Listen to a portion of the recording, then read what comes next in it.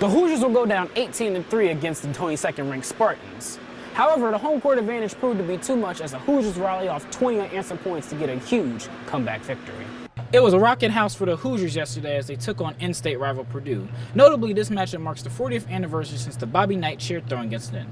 However, with the hopes of an NCAA tournament slipping, the Hoosiers needed a much-needed win, and well, that's exactly what they got. You watch how in the past, you go down 5-0, you score a takedown. Instead of 5-2, it's now 5-3. That completely flips your strategy. As college football players begin getting ready for the season, things at Tennessee University are getting a massive shakeup.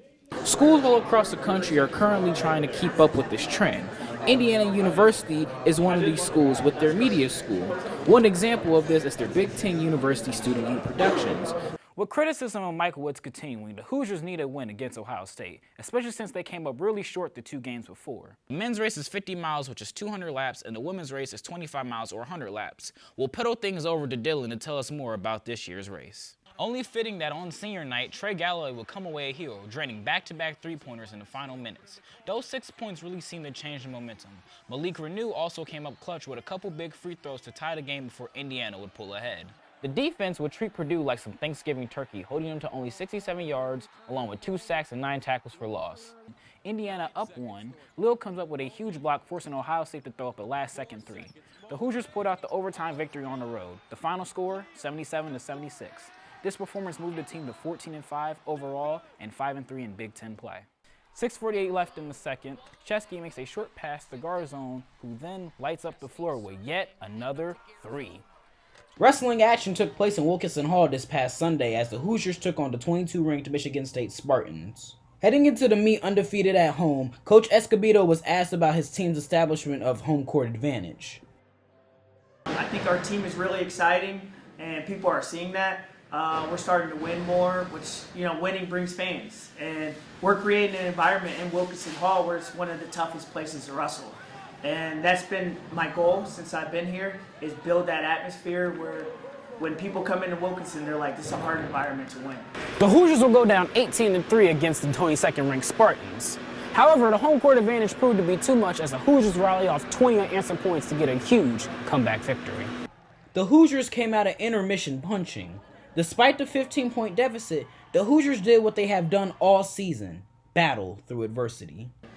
This team, it doesn't matter if we start 125 up, if we start 57 up, if the front half doesn't go our way, our team is built for adversity. We were built around adversity. So we were saying in the locker room, we're giving up, we're down 6 already, doesn't matter.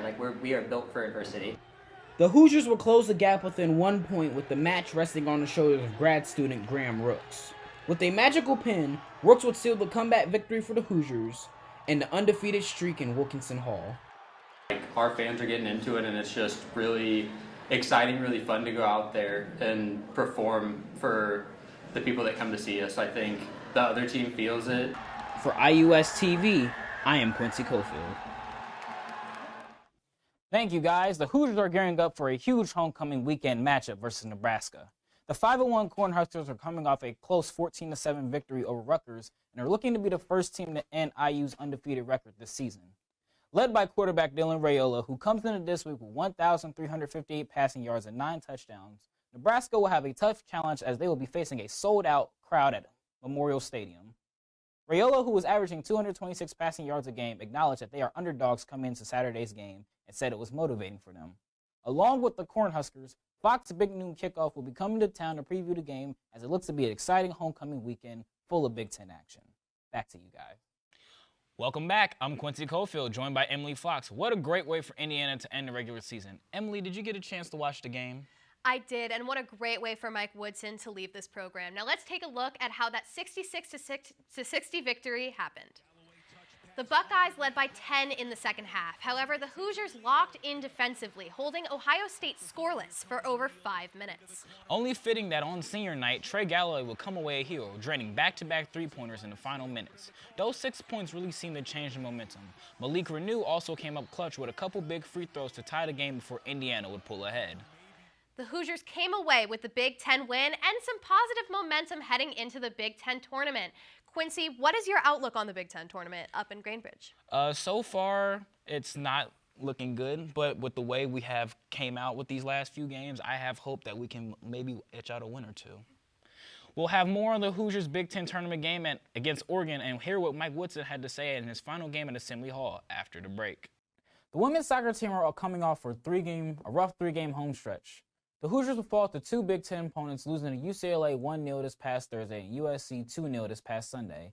The women kept it close against the 25th-ranked Trojans despite USC having more shots and saves.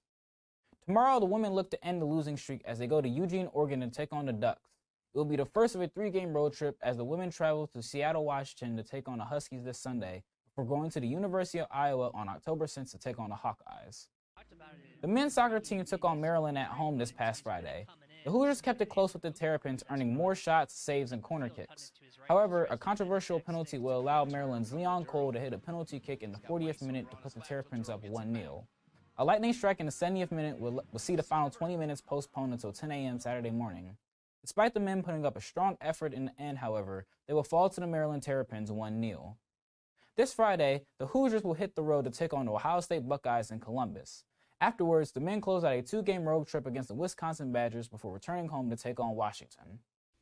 This past Sunday, the Masters came to an epic close as Rory McIlroy and Justin Rose battled it out on the green. After 72 holes, both men finished the Augusta National Golf Course at 11 under 277. The two would face off in the first playoff hole in which McIlroy would score a birdie to beat Rose and win his first ever Masters tournament.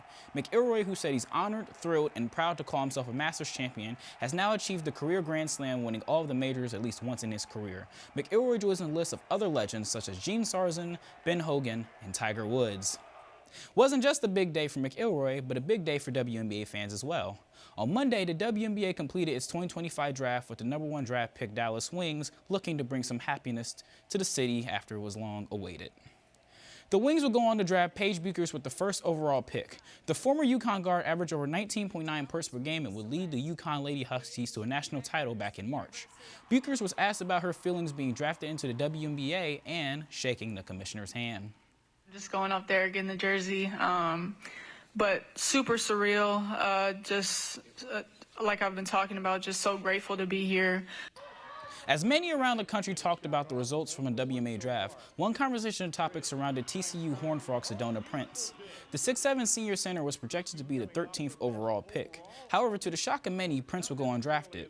This past year, several women have accused Prince of intimate partner violence, which has many speculating the allegations as the reason she went undrafted. Prince denied the allegations back in March with her attorney and as of now has commented about her feelings on the draft. Diving into the offseason, it's that time of the year for the transfer portal. As college football players begin getting ready for the season, things at Tennessee University are getting a massive shakeup. That's because this past Saturday, head coach Josh Heupel announced that the Vols were cutting their starting quarterback Nico Amiyava to the shock of many in the football world. Amiyava, who helped lead Tennessee to the college football playoffs last year, was at NIL negotiations with the school when he no-showed a spring practice to hold out. Heupel called it the tipping point as to the decision to cut him, which has drawn support from some. Amiyava is currently in talks with UCLA, where he will reportedly earn $1 million in NIL money, which is a significant drop from the rumored $4 million that he wanted from the Vols. If Amiyama signs with UCLA, it will be a pay cut from the $2.5 million he was already earning at Tennessee. Next Thursday is the moment all NFL fans have waited for. That's right, it's the NFL Draft. With just a week away, many athletes' dreams come true. Fans and analysts alike are anticipating a crazy night one. The Tennessee Titans have the first overall pick and are currently projected to pick University of Miami quarterback Cam Ward. Some top players to look in the draft are Shedeur Sanders, Travis Hunter, Ashton Jeanty, and many, many more. And finally, let's shift out of something from sports and something out of this world. On Monday, Jeff Bezos launched a spaceship Blue Origin into space. Most notably, the guests on the spaceship were Bezos' fiancée Lauren Sanchez, CBS reporter Gayle King, and pop star Katy Perry. The flight was only in space for 11 minutes, which Perry said made her feel super connected with life and so connected with love, but they are happy to being earthbound. Well, that is all the time we have for today. Come back later for more interesting sports news. I am Quincy Coffield. Have a great day, everybody.